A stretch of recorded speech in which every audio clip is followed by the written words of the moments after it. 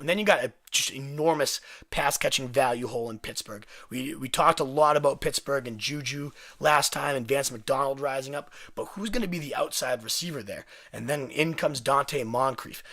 I know this guy has burned us before in the past. It burned a lot of people with everyone calling that 26 breakout. He had that huge touchdown streak in 2015 where every single game Luck played, the guy caught a touchdown. And it wasn't shocking because he's 6'2", huge body, led the combine with a 4.4 40 and a 39.5-inch vertical, so athletic freak that can go up and get it, make plays over any cornerback in the league. We were seeing that on a weekly basis where we climbed the ladder and contested balls, just Luck would put it up and the guy would go and get it. But since then, he kind of fizzled out. Luck got hurt often, and he ended up leaving the Colts offense, goes to the awful Jaguars. We see a couple blow-up games where he gets behind the defense, catches some deep balls, still shows us that deep speed and that leaping ability, but he was just the fucking Jaguars, catching passes from Blake Bortles. That's never a recipe for fantasy success.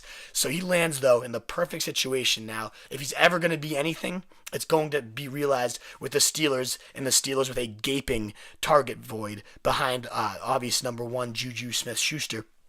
We got the second most air yards in the league vacated with the departure of Jesse James, and Antonio Brown. Just a ridiculous amount of volume is now available there. 240 targets, 2,547 air yards. That's nearly half the team's yards from last year are completely opened up. So Moncrief could be the one that comes in and steps in an offense that should reside in the still hit the red zone quite often. That's where Moncrief could be a monster. There is very real 8-10 touchdown upside for this big body that can climb ladders and make plays. I really like what Moncrief can bring. And if it's not him, then maybe it's James Washington. He flashed with a couple 60-yard efforts in two of his last 3 games, showed that deep speed that made the team go out and get him. And nobody evaluates receivers better than the Steelers, and that's why I'm excited they went out and got Moncrief. That's why James Washington is still somebody I'm going to pay very close attention to this offseason, is because I trust the Steelers more than any other team in terms of their wide receiver evaluation. So if they want these two guys,